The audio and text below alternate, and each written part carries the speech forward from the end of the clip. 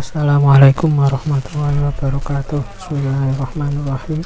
Alhamdulillahirabbil alamin. Allahumma shalli ala sayyidina Muhammadin al-fatihil lima ughliq wal khatim sabaq nasyiril haqqi bil haqq wal hadi ila shiratikal mustaqim wa ala alihi haqqa qadri wa miqdaril azim. Rabbi shrah li sadri wa yassir li amri wahlul 'uqdatam min lisani yafqahu qawli. Amin ya rabbal alamin. Alhamdulillah, pada kesempatan kali ini kita masih dipertemukan dalam kajian perkuliahan filsafat dakwah, yang mana pada kesempatan kali ini kita akan mengkaji tentang dakwah berbasis multikultural atau dakwah berbasis multikulturalisme. Nah, yang pertama ya, ketika kita mengkaji tentang dakwah berbasis multikultural ya, maka di situ terdapat dua kata. Yang pertama adalah dakwah, yang kedua adalah multikultural. Dakwah sendiri ya, jika ditilik dari segi bahasanya atau dari etimologi, maka dakwah dapat berarti memanggil, mengundang, mengajak, menyeru, mendorong, ataupun memohon. Dan dalam ilmu tata bahasa Arab ya, kata dakwah merupakan bentuk masdar dari kata kerja da'a yad'u dakwatan, yang berarti memanggil, menyeru, atau mengajak. Dalam Al-Quran sendiri dakwah ya dalam arti mengajak ditemukan sebanyak 46 kali. Kemudian 39 kali dakwah itu diartikan ya mengajak kepada Islam ataupun mengajak kepada kebaikan. 7 kali ya dakwah diartikan mengajak kepada neraka ataupun kejahatan ya. Di samping itu ya, banyak sekali ayat-ayat yang menjelaskan tentang istilah dakwah dalam konteks yang berbeda. Kemudian ya, ketika kita sudah mengetahui dakwah secara bahasa ataupun etimologi ya, sekarang kita akan mengkaji tentang dakwah menurut istilah. Di sini saya mengutip ya, dakwah menurut istilah saya mengutip dari berbagai tokoh ataupun ilmuwan dakwah.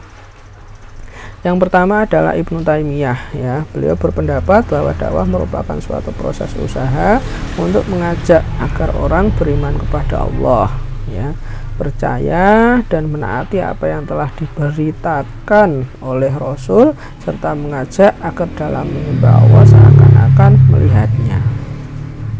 Dari pengertian Ibnu Taimiyah ini ya, dakwah itu merupakan sebuah proses.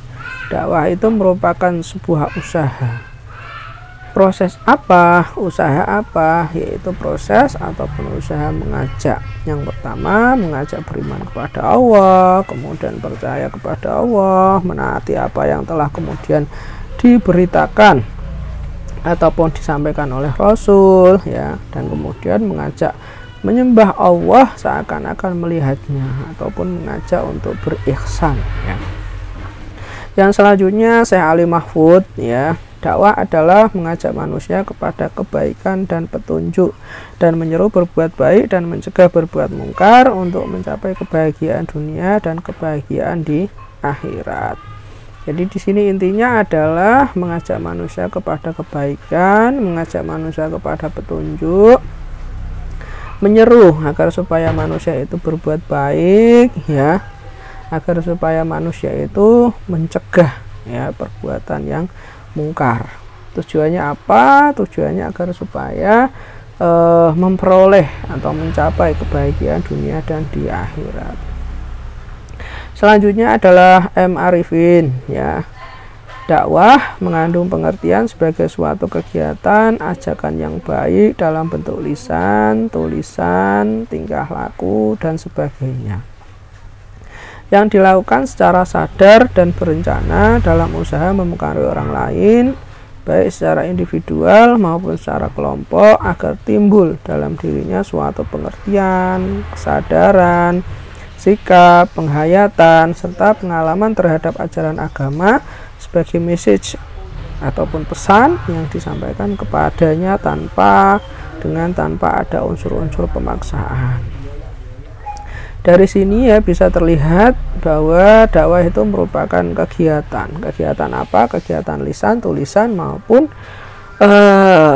bilhal ya, atau tingkah laku ya, yang dilakukan secara sadar dan terencana. Jadi dakwah itu harus dengan sadar, dan yang kedua harus direncanakan agar supaya hasilnya maksimal. Untuk apa? Yaitu untuk mempengaruhi orang lain, baik secara individu ataupun kelompok ya, agar supaya timbul kesadaran, pengertian, sikap, penghayatan ya, dan pengalaman terhadap ajaran Islam ya, sebagai pesan yang disampaikan kepadanya tanpa kemudian ada unsur-unsur pemaksaan. Jadi dalam dakwah sekali lagi tidak boleh ada unsur pemaksaan. La ikraha fiddin, tidak ada paksaan dalam agama. Hakikat dakwah ya. Yang pertama ya, dakwah merupakan proses kegiatan mengajak kepada jalan Allah. Aktivitas mengajak tersebut bisa berbentuk tabligh, menyampaikan, tahyir, perubahan dan internalisasi dan pengembangan, dan juga uswah, keteladanan. Jadi di sini ya, itu intinya adalah mengajak kepada Allah, yang mana dari mengajak itu ya, kita melakukan apa? Yang pertama yaitu menyampaikan. Yang kedua adalah perubahan ya, jadi harus ada perubahan. Yang ketiga itu harus ada proses keteladanan. Hakikat dakwah yang kedua ya, dakwah merupakan proses persuasi ataupun mempengaruhi. Kalau tadi mengajak, kalau ini mempengaruhi. Berbeda dengan hakikat yang pertama, mempengaruhi tidak hanya sekedar mengajak, melainkan membujuk agar objek yang dipengaruhi itu mau ikut dengan orang yang mempengaruhi. Jadi lebih kompleks ya, mempengaruhi itu lebih kompleks daripada hanya sekedar mengajak. Hakikat yang ketiga, dakwah merupakan sebuah sistem yang utuh. Ketika seseorang melakukan dakwah, paling tidak ada 3 subsistem yang tidak bisa dipisahkan, yaitu dai, mat'u, dan juga pesan dakwah ya. Jadi di sini dakwah itu merupakan kegiatan subsistem ya, ada dai, ada mat'u, kemudian ada pesan dakwah ya. Dakwah kemudian akan lebih efektif ya, manakala dakwah itu menggunakan metode yang tepat ya, media yang tepat ya. Terus kemudian tujuan dakwah juga harus jelas ya, agar supaya dakwahnya lebih efektif. Oleh karena itu ya, dakwah Islam itu merupakan proses mengajak dan mempengaruhi orang menuju jalan Allah yang dilakukan oleh umat Islam secara sistemik. Jadi harus secara sistemik ya, sistematis, terencana, tidak boleh sembarangan ya, agar supaya hasilnya efektif, maksimal, optimal ya. Dari pengertian tersebut jelas menunjukkan bahwa kegiatan dakwah membutuhkan pengorganisasian yang sistemik dan modern. Jadi harus ada manajemen dakwah ya, harus ada pengorganisasian yang sistematis, yang modern, serta dapat dikembangkan melalui kajian epistemologi. Jadi bisa dikaji ya, baik menyangkut strateginya bagaimana, prinsip dasarnya bagaimana, metodenya bagaimana, standar keberhasilannya seperti apa, dan evaluasi pelaksanaannya bagaimana, itu bisa dikaji ya. Itu adalah dakwah Islam. Jadi dakwah Islam sekali lagi tidak hanya sekedar mengajak, menyeru ya, tapi harus sistematik dan kemudian bisa diuji ya, bisa dikaji secara epistemologi. Nah, dakwah Islam sudah ya, sekarang kita pengertian multikultural. Multikultural secara sederhana dapat dikatakan sebagai pengakuan atas adanya pluralitas budaya. Jadi kalau kita mengakui ya, adanya budaya yang banyak, budaya yang berbeda-beda itu, atau kita mengakui pluralitas budaya, maka kita sudah bersikap multikultural.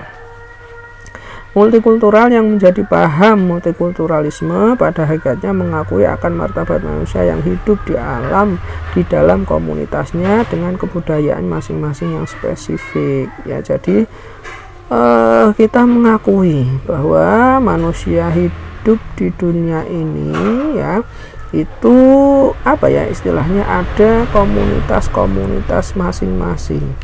Setiap komunitas ya itu memiliki kebudayaan masing-masing yang spesifik juga ya, misalnya suku, ada Jawa, ada Sunda, ada Madura, ya ada Minang, ada Bugis, ya itu komunitasnya itu ya, komunitas suku, dan mereka memiliki kebudayaan masing-masing dan spesifik ya berdasarkan sukunya masing-masing. Berbicara agama yaitu juga plural, ada Islam, ada Kristen Katolik, Kristen Protestan, ada Konghucu, ada Hindu, ada Buddha ya. Mereka itu sebuah komunitas keagamaan ya, dan sekali lagi mereka punya kebudayaan masing-masing yang spesifik. Dalam Islam juga ada aliran-aliran ataupun organisasi-organisasi keagamaan, ada NU, ada Muhammadiyah, ada Persis, ada Ahmadiyah, ada FPI ya, ada Masyumi dan lain sebagainya. Itu mereka juga sama ya, mereka punya kebudayaan masing-masing dan spesifik ya, sesuai dengan kebudayaan mereka. Jadi kalau kita kemudian sudah mengakui itu, kita berarti sudah bersifat multikultural. Dengan demikian setiap individu merasa dihargai dan sejalan dengan itu pula merasa bertanggung jawab untuk hidup bersama di dalam komunitasnya. Pengingkaran suatu masyarakat terhadap kebutuhan untuk diakui atau needs for recognition merupakan akar dari ketimpangan-ketimpangan dalam berbagai bidang kehidupan. Jadi kalau kemudian kita mengakui komunitas-komunitas tersebut ya, maka mereka akan merasa dihargai ya. Ketika mereka merasa dihargai ya, maka mereka akan bertanggung jawab untuk kemudian hidup ya di dalam komunitasnya, untuk hidup bersama ya. Tapi kalau kemudian kita mengingkari ya perbedaan-perbedaan tersebut, kita mengingkari penghargaan-penghargaan kepada mereka yang berbeda tersebut, maka nanti akan terjadi ketimpangan ya di berbagai bidang kehidupan. Jadi memang kita sebagai manusia ya, apalagi kalian sebagai mahasiswa, harus memiliki sikap multikultural ataupun menghargai, mengakui adanya perbedaan. Nah, wilayah kajian multikultural ya, yang pertama satu komunitas yang memiliki sistem nilai dan pandangan hidupnya sendiri. Jadi kita harus menyadari bahwa ada sebuah komunitas yang mereka memiliki sistem dan nilai serta pandangan kehidupan sendiri ya. Itu tadi agama, ada Nasrani, ada Islam, ada Yahudi, ada dan lain sebagainya. Suku juga demikian.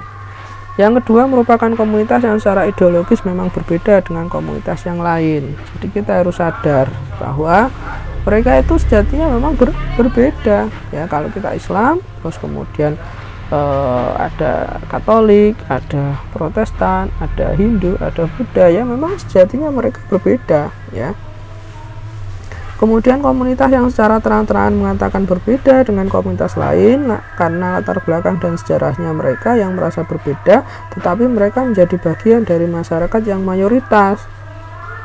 Jadi ya kita harus paham, kita harus ngerti bahwa sejatinya ada komunitas-komunitas yang memang berbeda latar belakang dengan kita, namun mereka menjadi bagian ya dari kita ya. Contoh saudara-saudara kita yang minoritas dari agama Buddha, dari agama Hindu, dari agama Konghucu ya, mereka beda dengan kita sebagai umat Islam, tapi kita harus mengakui bahwa mereka bagian dari kita, yaitu bagian dari masyarakat Indonesia.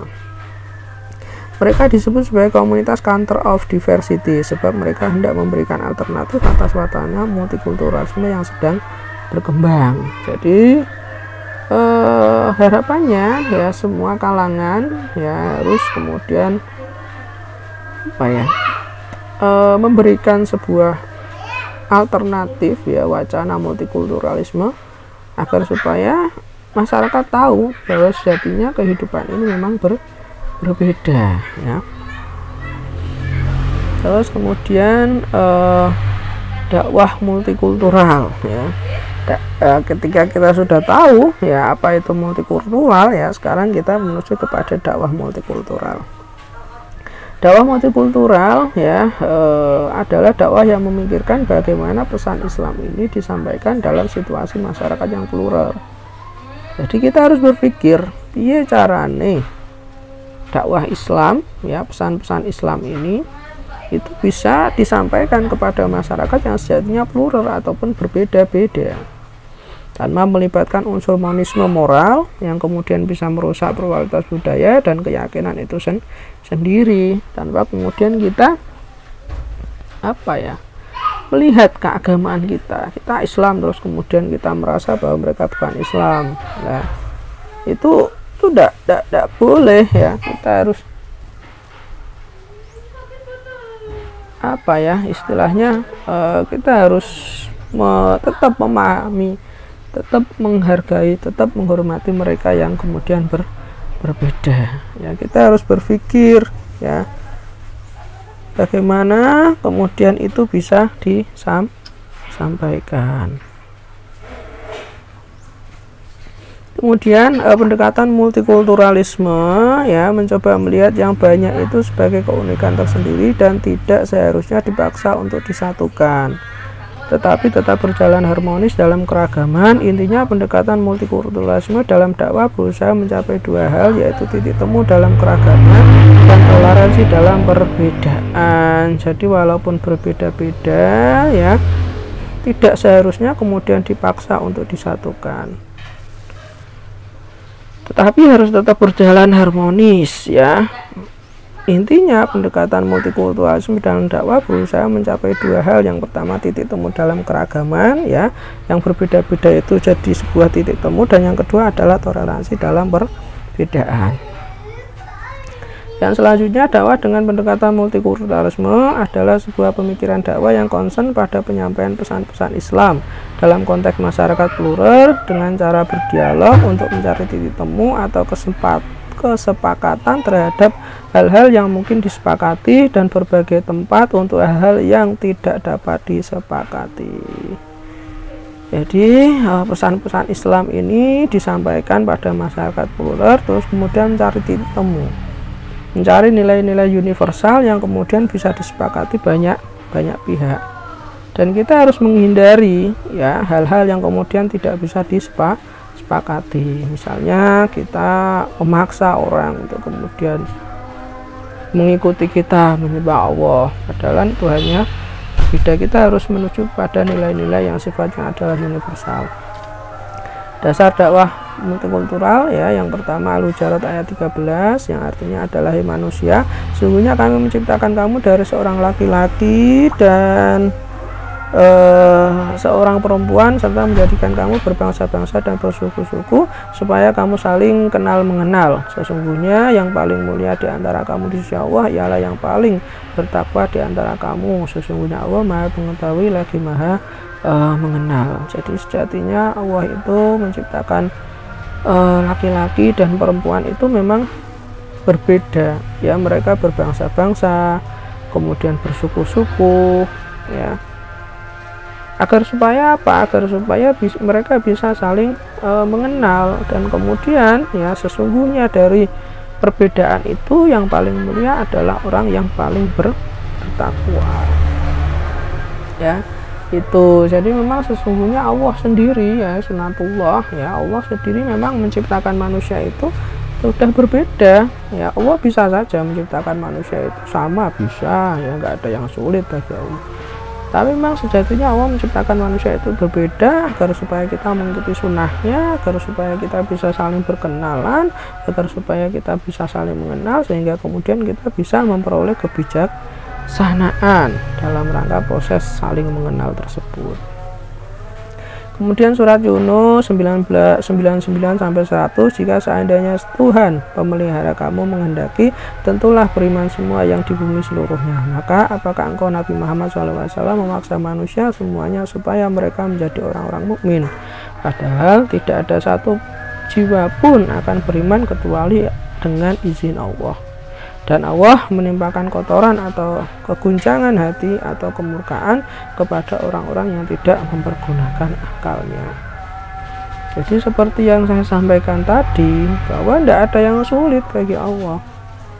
Tentunya Allah bisa kok menciptakan semua ini menjadi beriman semua, Islam semua. Tapi apakah kemudian ya di sini Nabi Muhammad ya akan memaksa semuanya mereka untuk menjadi mukmin? Padahal tidak demikian. Padahal orang itu menjadi mukmin ataupun tidak mukmin itu tergantung atas izin Allah ya. Jadi sekali lagi sebagai seorang dai, kalian jangan sombong ya. Kita tidak boleh sombong karena dibalik sebuah keberhasilan dakwah itu ada intervensi ataupun campur tangan Allah, yaitu dalam bentuk apa? Dalam bentuk hidayah. Jadi sekuat apapun kita melakukan dakwah, kalau kemudian Allah belum memberikan hidayah, ya kita tidak bisa apa-apa. Makanya ya kita nggak boleh terus kemudian ngoyo worong ya berdakwah sampai kemudian melakukan bom bunuh diri ya. Itu konyol namanya ya. Karena sekali lagi ya, kita berdakwah itu tidak hanya kemudian atas jerih payah kita saja, tapi juga ada yang namanya intervensi Tuhan, yaitu izin Allah, yaitu dalam bentuk hidayah. Jadi nggak perlu kemudian kita ngotot sampai bakar-bakaran, sampai kemudian melakukan perusakan, sampai kemudian kekerasan, bom bunuh diri. Tidak perlu ya, tidak perlu demikian, mati konyol itu namanya ya. Karena ada, sekali lagi, tidak kemudian atas kerja keras kita saja, tapi juga atas izin Allah. Pendekatan dakwah multikultural menilai bahwa dakwah tidak lagi secara eksplisit dimaksudkan untuk mengislamkan umat muslim. Lebih dari itu, pendekatan dakwah multikultural menekankan agar target dakwah lebih diarahkan pada pemberdayaan kualitas umat dalam rangka internal dan kerjasama serta dialog antar agama dan budaya dalam ranah eksternal. Jadi lebih pada pendekatan antar umat ya, itu tidak kemudian mengislamkan umat non muslim. Kemudian dalam ranah kebijakan publik dan politik, dakwah multikultural menggagas ide tentang kesetaraan hak-hak warga negara ataupun civil right, termasuk hak kelompok minoritas. Tujuan dari program dakwah ini terutama dimaksudkan agar seluruh kelompok etnis dan keyakinan mendapat pengakuan legal dari negara suatu aspek dan bebasnya penindasan atas nama dominasi mayoritas dan aspek yang lainnya. Jadi pendekatannya adalah publik dan juga politik, agar supaya warga negara memiliki hak yang sama, agar supaya kemudian tidak ada penindasan atas nama mayoritas dan yang lain sebagainya. Kemudian dalam ranah sosial, dakwah multikultural memilih untuk mengambil pendekatan kultural ya ketimbang harokah. Jadi lebih pada ke pendekatan kultural, kemasyarakatan, daripada pendekatan yang sifatnya gerakan politik ya. Dalam konteks pergaulan global, dakwah multikultural menggagas ide dialog antar budaya dan keyakinan atau interculture understanding dalam merespon fenomena globalisasi yang sedikit demi sedikit menghapus sekat-sekat antar budaya dan agama sekarang ini. Dakwah multikultural seperti diusulkan Munir Mulkan merasa perlu membangun etika global yang digali dari sumber etika kemanusiaan universal yang terdapat dalam seluruh agama. Jadi adanya dialog antar budaya, antar iman, dan juga antar keyakinan. Terkait dengan program seperti ini, dalam poin keempat, para penggagas dakwah multikultural merasa perlu untuk menyegarkan kembali pemahaman doktrin-doktrin Islam klasik dengan cara melakukan reinterpretasi dan rekonstruksi paham Islam sesuai dengan perkembangan masyarakat global multikultural. Maka kita perlu untuk menyegarkan kembali pemahaman doktrin-doktrin Islam klasik ya, diinterpretasi kembali ya sesuai dengan perkembangan masyarakat global ya. Mungkin itu yang bisa saya sampaikan. Terima kasih atas perhatiannya, mohon maaf atas segala kekurangan, tetap jaga kesehatan. Dari saya cukup sekian. Assalamualaikum warahmatullahi wabarakatuh.